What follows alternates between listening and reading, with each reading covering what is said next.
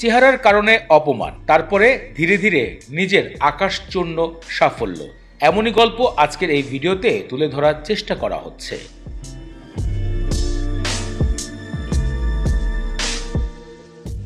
দক্ষিণ সিনেমার সুপারস্টার ধানুষ মারি সিনেমাতে বাংলাদেশের মানুষও তাকে এক নামে চিনে ফেলে। পরেছিলেন লুঙ্গি, চকপকা শার্ট এবং চোখে পড়েছিলেন দুর্দান্ত গোল্ডেন কালারের চশমা। এখনো সকলের কাছে মারি বলেই পরিচিত ধানুষ। তবে এই আকাশচূর্ণ সাফল্য এতটা সহজ ছিল না তার পথ চলা। কেরিয়ারের শুরুর দিকে শারীরিক গঠন, ছিপছিপে চেহারার কারণে উপহাস, কটক্ষর শিকার হয়েছেন এই অভিনেতা। তিনি তার নিজের অভিজ্ঞতা সোশ্যাল মিডিয়ায় শেয়ার করেছেন, জানিয়েছেন তার দিনগুলোর কথা। চলুন জেনে আসি এক নজরে। ধানুষের চেহারার কারণে পরিচালকরা, প্রযোজকরা কখনোই তার সিনেমায় ইনভেস্ট করতে চাইতেন না, সিনেমা তৈরি করতে কখনোই চাননি। কথা আসে 2007 সালে পল্লা ধাবন সিনেমার মাধ্যমে অ্যাকশন হিসাবে সকলের সামনে হাজির হয়েছিলেন। সিনেমার গল্প, সিনেমার কাহিনী দর্শকদের কাছে নজর কাড়ে। হালকা পাতলা একটা বডিতে দেখা যায় 6 প্যাক, আর সকলে তালি বাজিয়ে বসে সিনেমা হলগুলোতে। একের পর এক ধানুষের জীবনে আসতে চলেছে সাফল্যর কাঠি। দুর্দান্ত অভিনয় স্কেল, দুর্দান্ত গল্প নিয়ে সর্বদা কাজ করেছেন এই অভিনেতা। ধানুষ সর্বশেষ বিবাহ করেছিলেন ঐশ্বরিয়া রজনীকান্ত, যিনি দক্ষিণ সুপারস্টার রজনীকান্তের বড় কন্যা।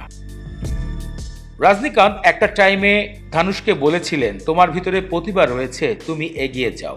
রজনীকান্ত মনে করেন তিনি যেমন সাফল্য একজন সুপারস্টার, ধানুষও বলিউড, হলিউড এবং তেলুগু ইন্ডাস্ট্রিতে একটা টাইমে রাজ করবে।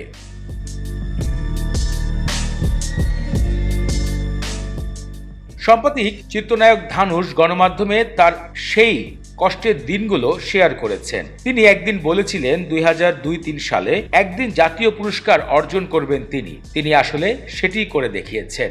বর্তমানে তার কাছে রয়েছে কয়েক জোড়া জাতীয় চলচ্চিত্র পুরস্কার। এই সকল তথ্য দেওয়ার সময় তিনি ভগবান গীতার একটি শ্লোকের উদাহরণ দিয়েছিলেন, মানুষ মনে মনে যা চিন্তা করে সে আসলে ভবিষ্যতে তাই হয়ে উঠবে। এমনই একটি মেসেজ সাম্প্রতিক সোশ্যাল মিডিয়াতে আলোচনায় এনেছে অভিনেতা ধানুষকে। রিসেন্টলি ধানুষের নতুন সিনেমা কারার ট্রেলার মুক্তি পেয়েছে, যেখানে দুর্ধর্ষ এক চরিত্রে হাজির হয়েছেন। দেখা গিয়েছে ভয়ানক ডাকাত টাকার লোভে নানা ধরনের অপরাধে জড়িয়ে পড়েছেন। শুধরাতে চেয়েও শুধরাতে পারছেন না ডাকাতের জীবন। এমনই এক ভয়ানক সত্য ঘটনার অবলম্বনে তৈরি হচ্ছে কারা সিনেমাটি। জানা গিয়েছে এপ্রিল মাসের 30 তারিখে বিশ্বের 22টি দেশের সিনেমাটি 7 রকম ভাষায় মুক্তি দেওয়া হবে। সোশ্যাল মিডিয়ায় সাম্প্রতিক সময়ে ধানুষ নিজের শরীর, চেহারার বিশ্রী গঠনগুলোকে নিয়ে কথা বলেছেন, সাফল্যর কাঠি উঠিয়ে ধরেছেন দর্শকদের জন্য।